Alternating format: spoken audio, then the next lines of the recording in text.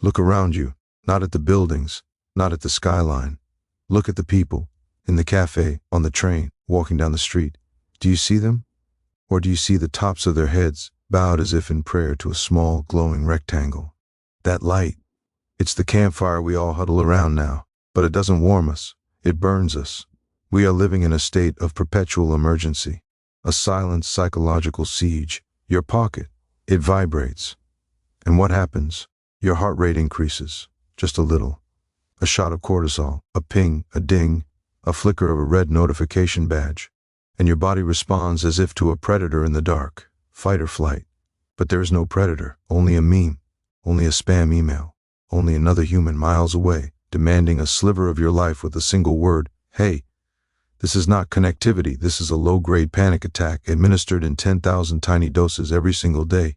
Your focus, it is not just fractured, it is pulverized. You begin a thought and a notification beheads it. You try to feel an emotion, and an alert scatters it like ash. You are in a room where 1,000 radios are playing different stations all at once, and you are told to compose a symphony. It is impossible. You are not failing. You are being drained. Think of your mind as the most sophisticated command center on Earth. It was built to solve problems, to create, to strategize, to perceive deep patterns in the chaos. And what have we done? We have tied it to a slot machine. We have given it the most important job in the world, and then we have surrounded it with clowns, all honking their horns, demanding its attention for things that do not matter. Every swipe, every refresh, it is a hope for a hit of novelty, of validation, of distraction from the one thing you are now terrified of, the silence of your own mind. So we fill the silence, we fill it with noise, the podcast in your ear during your commute, the streaming show on your screen the moment you are alone, the endless scrolling narrative of other people's curated lives. We have become allergic to the empty space. We fear the void, because in that void there is only you, and you have forgotten what you sound like. This is the digital overdose. You are not just using the machine. The machine's rhythm is using you. Its pace is your pulse. Its interruptions are your itinerary. Its drama is your distraction. You are living a life of reaction. You are a switch being flipped by others. On, off, angry, sad, amused, informed. You are a terminal, receiving data. But when was the last time you were the source? When was the last time you transmitted a thought that was yours alone, born from depth, not from reaction? The world wants your attention because your attention is your energy, your life force, and it is being siphoned, bit by bit, tweet by tweet, into a system that gives you crumbs of dopamine in return. It makes you feel busy. It makes you feel involved, but it leaves you empty. You are a reservoir, and 1,000 tiny pipes have been tapped into you. You are leaking, and you wonder why you feel so dry. The first step to reclaiming your territory is to stop the invasion. You cannot repair the command center while the alarms are blaring. You cannot hear your own counsel while the crowd is screaming. You need silence, not the silence of a quiet room, but the silence of a severed line, a hard reset. This disappearance, it is not a retreat. It is not a vacation. It is a tactical maneuver. It is pulling the plug on the entire chaotic matrix, not to hide, but to reboot, to let the static clear, to let the water settle, so you can finally see what lies at the bottom. Your own reflection has been shattered into 1,000,000 glittering pieces across 1,000 screens. You need to gather the pieces, and you cannot do that while the world is still shaking the table. We fear disappearance because we have been taught that to be absent is to be irrelevant, that to be offline is to be dead. That is the system's greatest trick. It has made its captivity feel like community. It has made its noise sound like importance. Stepping away feels like a risk, because it is. The risk of realizing you don't need the noise to live. You might even need the silence to truly live. So, you go for 30 days, you vanish from the digital grid and the petty obligations. You create a vacuum, and nature abhors a vacuum. But what rushes in is not nothingness, it is you. Your own thoughts, long suppressed, will begin to surface. Your own rhythm, long forgotten, will begin to beat. The anxiety you feel for the first 3 days, that is not you dying. That is the addiction screaming as it is starved. That is the sound of your own psyche, detoxing. It is the necessary, radical reset for a soul drowning in a sea of light. Embrace the silence. It has been waiting for you, so you've pulled the plug. The static is fading, and in that newfound quiet, you will face the first stark truth: you are bankrupt, not of money, but of attention. Your focus, your most precious non-renewable resource, has been spent, wasted, given away in pennies to every bidder. A notification steals a penny. A worry about tomorrow's meeting steals a dime. The mental replay of an old argument steals a quarter. You are left with nothing, a pocket full of holes. You have been taught to multitask. It is a lie. The brain does not multitask. It task switches at speed, and each switch carries a cost, a cognitive tax. You are a master craftsman, forced to work on 100 different projects in a single hour, laying down one tool, picking up another, over and over. At the end of the day, what have you built? Nothing. Only fatigue, and the shallow grooves of 100 unfinished things. True power, the kind that builds empires, that creates art, that forges a life of meaning, does not come from scattered effort. It comes from a lance of concentration so fierce it can pierce steel. It comes from the ability to take all of your energy, all of your will, and channel it into a single point for a sustained period. To burn through distraction, to ignore the trivial, to say this one thing now is all that exists. But you have lost that ability. Your environment has been engineered to steal it from you. It is a casino of the mind, and every bell, every buzz is designed to break your streak, to keep you playing but never winning, to keep you consuming but never creating. For these 30 days, the auction is over. The bidders are gone, the noise is silenced, and what is left is your capital, your undivided attention. It is lying in a heap, scattered and dusty. Your first task is not to spend it, it is to gather it, to sit in a room with it and remember what it feels like to have a full reserve. This is the profound silence after a lifetime of shouting, and into this silence you must now speak, but not with words, with action. You must now choose a single target. One, not 10, one pursuit, one skill, one deep question, and you must invest your entire fortune into it. Perhaps it is your body. For 30 days you move it with intention, not while listening to a podcast, not while watching a screen. You feel every muscle fiber. You hear your breath. You become aware of the machine you inhabit, and you pour your focus into its maintenance, its upgrade. You will learn more about your physical self in 30 days of undistracted training than in 10 years of half-hearted gym visits with a phone in your face. Or perhaps it is a book, a single dense, complex text. You read it not in fragments between messages, but in hour-long uninterrupted immersions. You follow a thought from its origin to its conclusion. You argue with the author in the margins. You allow the ideas to connect with other ideas in your own mind, forming new structures. You are not just reading, you are building a worldview, brick by careful brick. Or maybe the target is even more elusive, a single unresolved problem in your own life, a decision you've avoided, a fear you've buried. You now have the bandwidth, the sheer mental space to unpack it, to examine it from every angle, without the usual escape hatches of distraction. You follow the thread down into the dark, and you do not let go until you have found its end. This is the return on your investment. Depth, mastery, clarity, when your attention is no longer a leaking faucet, but a focused beam.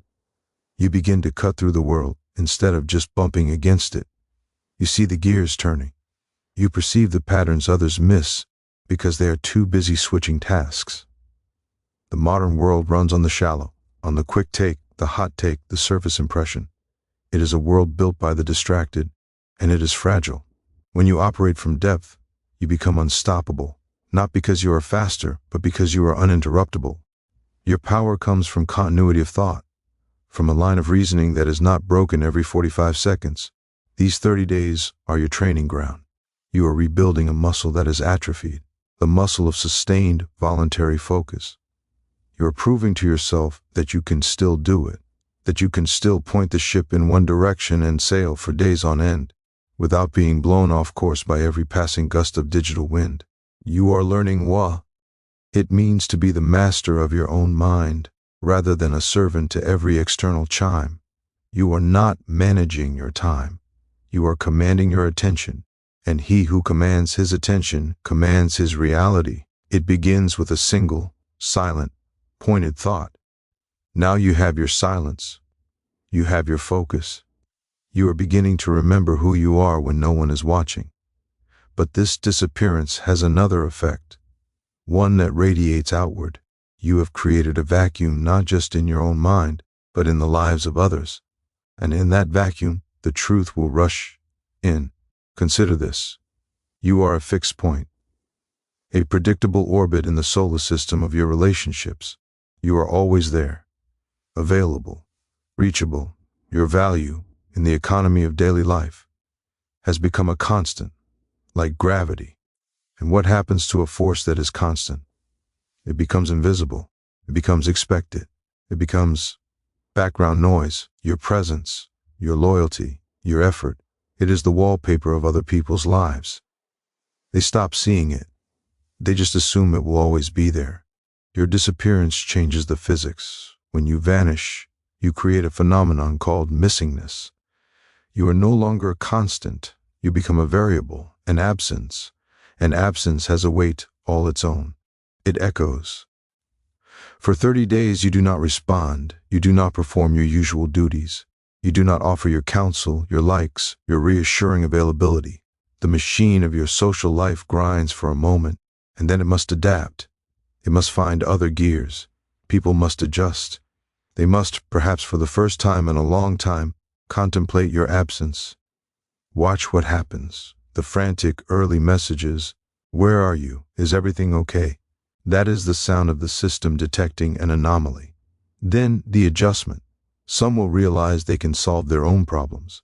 Others will simply fill the space you left, with noise or with someone else. And a precious few will feel the shape of your absence, and they will understand, in a way they never could when you were present, exactly what you provided, what you meant. This is not a test of others, it is a revelation. You are not disappearing to punish them. You are disappearing to see the structure of your world without you in it. And in that structure, you will see the truth etched in stark relief. You will see the transactional relationships for what they are, dry wells that only take, the people who only reach out when they need a bucket of your effort. Without you there to draw from, they will move on to the next well. Let them. Their departure is not a loss, it is the removal of a leak. You will see the habitual relationships, the ones built on rhythm, not on depth, the coffee meetups, the casual texts that are just echoes of old patterns. In your silence, that rhythm breaks. And when you return, you will have a choice to reestablish the beat out of nostalgia, or to let the silence stand as a full stop and see if a new, more meaningful sentence begins. And if you are fortunate, you will see the true ones, the ones for whom your absence is a genuine silence. They are the ones who, after the initial concern, do not bombard you. They sit in the quiet you have created, and they respect it. They hold a space for you. Their loyalty is not to your constant availability, but to you. When you return, the connection will not need to restart. It will simply continue deeper, because it has weathered the quiet. But the most important recalibration is in the mirror. For 30 days you are not defined by what you provide to others. You are not the reliable one, the funny one, the problem solver. Those are masks you wear for the world. In your absence, you take them off. You are not performing a function. You are simply being. And you will have to ask yourself, who am I when I am not needed, when I am not serving a role in someone else's story? The answer to that question is your unshakable core. It is the value you assign to yourself, not the value others assign to you. This missingness is a strategic retreat. It allows you to see the battlefield clearly, to see which forts are worth defending and which were simply prisons you were guarding out of habit. It allows others to experience life without your gravitational pull, and in doing so to understand its true strength. When you reappear, you do not come back as the same predictable constant. You return as a force that has chosen to re-enter orbit. Your presence is no longer an assumption. It is a decision, and a decision has power. You will engage from a place of choice, not obligation.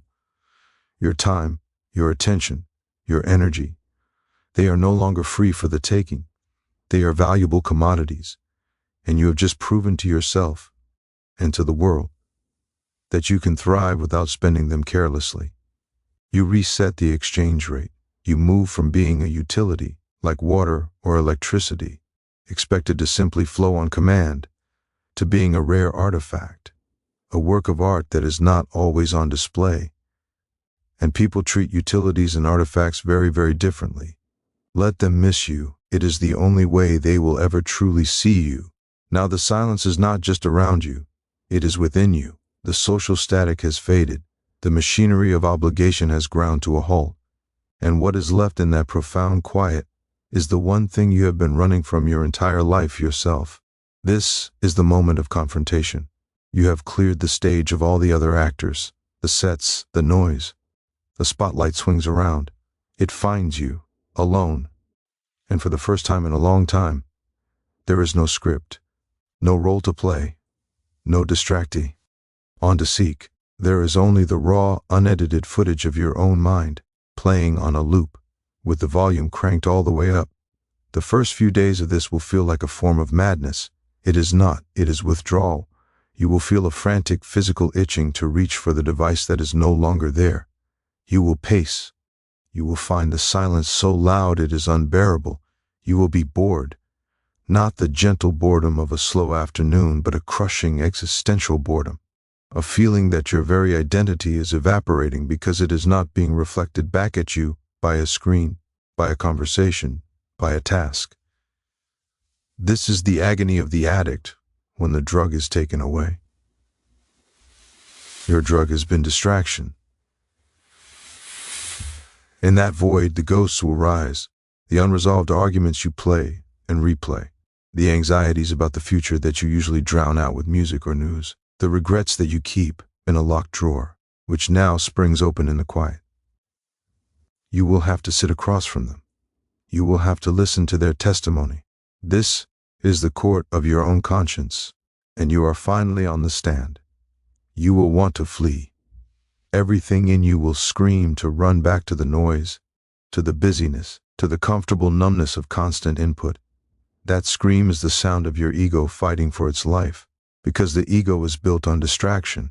It is a collage of your job title, your likes, your resentments, your curated story. Strip away the distractions, and the ego begins to starve. What is left underneath is both terrifying and utterly liberating: your true consciousness, the silent witness behind the chatter. This is where the real work begins. The work of listening, not to a podcast, not to a friend, but to the faint, often ignored, voice beneath the chaos, your own intuition, your own knowing. It has been trying to speak to you for years. You have been answering phone calls over it. You have been scrolling past its messages. Now, you must let it speak, and it will start with questions you have buried. What do you actually want when no one is watching? What are you afraid of, truly? What would you do if you were not afraid of looking foolish, of failing, of being alone? What is the cost of the story you keep telling yourself about your own life? These are not comfortable questions. They are surgical. They cut to the bone.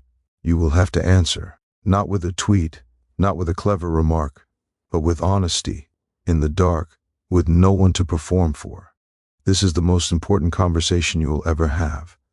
It is the conversation that defines every other conversation that will follow. Out of this dialogue, something will emerge. Clarity. It will not come as a thunderbolt. It will come like dawn, a slow, gradual lightening. The anxieties, when stared at directly under the cold light of your full attention, often shrink. They are fed by avoidance. Starve them with your gaze, and they lose their power.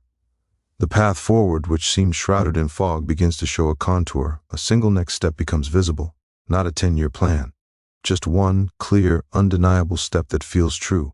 You will reconnect with desire, not the manufactured ones sold to you by advertising, but the old, quiet desires of your childhood self. The desire to build something, to understand something deeply, to feel a specific kind of joy. They have been there all along, buried under a mountain of shoulds and have-tos. This process is not peaceful. It is a storm. It is the necessary destruction of the false self to make room for the authentic one.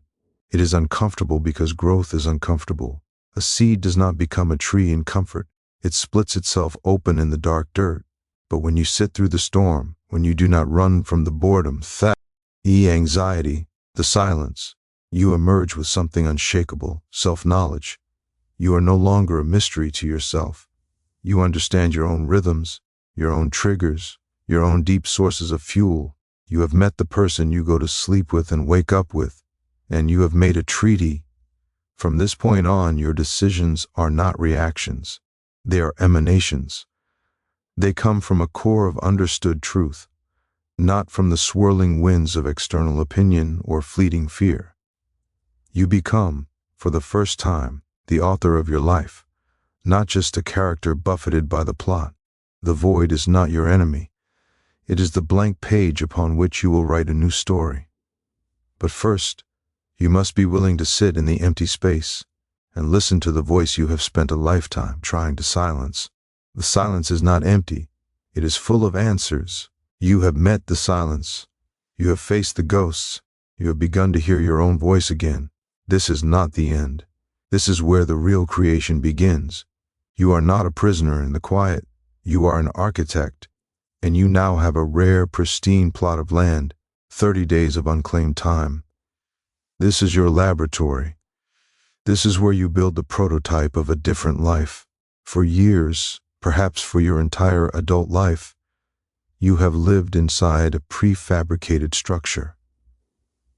The schedule, the commute, the social rituals, the digital routines, they are the walls, the wiring, the plumbing of your existence. You did not design them. You inherited them. You moved in, and you accepted the floor plan, even as you bumped into walls that made no sense. Your disappearance is not an evacuation, it is a demolition. You have cleared the site. Now you pick up the tools, and you begin with intention to build a day from the ground up. Not the day the world demands of you, a day that reflects the truths you have just uncovered in the silence. This is the ultimate act of agency. You are not finding yourself, you are building yourself. You are conducting the experiment of you. Start with the raw materials, the sunrise. When do you rise when no alarm is set for a job? What does your body truly crave for fuel when you are not eating in a rush or for comfort or out of boredom? You are studying the subject. The subject is you. You move your body not to burn calories for an app, but to feel the sheer animal joy of motion, a run in the rain, a long walk with no destination. You are re-inhabiting your physical form, learning its language. Then, the mind. You are not consuming information. You are cultivating knowledge. You choose one book, one skill, one line of inquiry, the one your quiet voice pointed to, and you follow it down the rabbit hole. You spend 3 hours on a single chapter. You practice a language not for a test, but to feel the shape of new words in your mouth. You sit with a complex problem, a blank canvas, a silent instrument, and you push through the frustration because there is no phone to offer you an easy escape. You are building the muscle of depth, and you are wiring your brain for focus, not for fragmentation. You design your environment. You control what enters your space, not just physical clutter, but sensory clutter. You learn what true silence does for your dreams. You learn how natural light at a certain hour affects your mood. You prepare food with attention, turning a necessity into a ritual. You discover the rhythm that exists between focus and true rest, not the zombified scroll of a tired mind, but the deep, dreamless sleep of a spent and satisfied body. This is your alternative reality, a daily structure built not on reaction, but on purpose. Here, you are the source. You are not waiting for external validation to begin your work. You are not structuring your energy around someone else. Ease emergency. Your worth is not tied to your output in a system you didn't choose. Your worth is inherent in the act of careful, deliberate construction. In this laboratory, failure is not a catastrophe. It is data. You try a waking time and it leaves you groggy. You adjust. You dedicate 4 hours to writing and find your mind ribbles after 90 minutes. You learn your true capacity. You are not failing. You are calibrating the machine to its true specifications. You are mapping your own unique operating system, one that has been buried under layers of someone else's software. For 30 days, you live inside this prototype. You feel its contours. You experience the friction of a new habit, and then the startling moment it clicks into a groove. You feel the satisfaction of a day that was lived, not endured. A day where your energy was spent on a vertical axis, digging deeper, building higher, not on a horizontal axis of frantic, scattered motion. This is not a fantasy. It is a functional model. It proves one devastating and magnificent fact. It is possible. The life you have is not the only life you can have. You have just built and inhabited a different one. You have proven you are not a passenger. You are the engineer. You have the blueprints. You have felt the stronger walls, the better light, the more efficient layout. You have lived for a month as the person you suspect you could be. And once you have done that, you can never fully go back to the old floor plan. You will know it is a choice. And you will know you are capable of building something better. The world does not change, but your relationship to it does. You return not with a wish, but with a working model.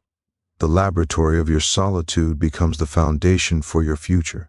Build the day. Then you will know how to rebuild the life. So, the 30 days are done. You have walked through the fire of your own silence. You have met the person you forgot you were. You have built, from the ground up, a day that felt like your own. Now a door appears in the quiet wall of your retreat. It is time to turn the handle. It is time to return. But understand this, you are not coming back. Not as you were. The person who left, that frayed nerve, that reactive switch, that predictable orbit, that person is gone. You are not returning to your old life. You are infiltrating it. You are re-entering the system. But now you are a virus of awareness, a sleeper agent with new protocols. The mission is no longer to survive the chaos. It is to reshape it, piece by deliberate piece from the inside. You will walk back onto the same streets, into the same building, perhaps even the same room, but you will see it with new eyes. The noise will hit you like a physical wall. The frantic pace will feel alien, almost absurd. You will see the panic in people's eyes as they chase the next ping, and you will recognize it. You remember that prison. You have just walked out of its gates, and you have the key. This is the most critical phase, the integration. This is where the insight becomes action, or it evaporates into just a pleasant memory, a story you tell about that 1 month I unplugged. You must not just bring back the you that you found. You must bring back the rules of the world you built. You do not surrender your newfound clarity. You deploy it. You become a strategist in your own life. The first thing you do is you pause. Before you dive back into the stream, you stand on the bank. You look at the current, and you make a choice. What part of that current is necessary? What part is just noise you were swimming in because everyone else was? You begin to rebuild, but with the materials you forged in solitude. You take the rhythm of your prototype day, and you see where it can be grafted onto the old structure. You protect the silence. You carve out an hour of uninterrupted focus, and you guard it with a ferocity you never had before. It is no longer a break from your work. It is your most important work. You say no, not as a rebellion, but as a statement of priority. Your no now has the weight of your 30-day yes behind it. The yes to yourself, to your depth, to your purpose. You handle the relationships with new calibration. You do not rush to fill every silence in a conversation. You listen from a place of stillness, not from a place of composing your next response. You engage with those who felt your absence meaningfully. You let the transactional connections fade. not with drama, but with a simple, quiet withdrawal of energy. You have felt what it is to be full. You will no longer tolerate relationships that only drain. The digital world. You do not reject it, you master it. You re-enter on your terms. You turn off every non-essential notification. You delete the apps that are slot machines. You schedule your consumption. The phone is a tool you keep in a drawer, not a limb you carry. You have proven you can live without it. Now you decide what parts of it, if any, are worthy of your reclaimed attention. You use it with intention, not compulsion. You will feel the pull. The old habits will whisper, trying to lure you back into the fog. The chaos will try to convince you it is important. In those moments, you must remember the silence. You must remember the clarity. You must touch the blueprint of the prototype you built. And you ask yourself the question you learned in the void. Does this serve the person I have chosen to become? You are not escaping the world. You are engaging with it from a position of unshakable strength. You operate now from a core of certainty. You have heard your own counsel. You are no longer outsourcing your decisions to the crowd, to the trend, to the fear of missing out. You know what you gain by missing out. Yourself. People will notice. They will not understand what is different. They will sense a new gravity around you, a calm, a lack of desperation. They will see that you are no longer hungry for their validation because you have fed yourself at a deeper source. Some will be unsettled, others will be drawn to it. It does not matter. You are not there for their reaction. You are there to live according to a design you have tested and proven. You disappeared to become a stranger to your old life, so that you could return and see it clearly, to see the levers and the pulleys, to see where you were a puppet and where you can now stand as the puppeteer, not of others, but of your own attention, your own energy, your own precious time. You went into the desert to find a law written not on stone, but in your own bones. You have returned with it. Now live by it. Do not just return. Resurrect on your own terms.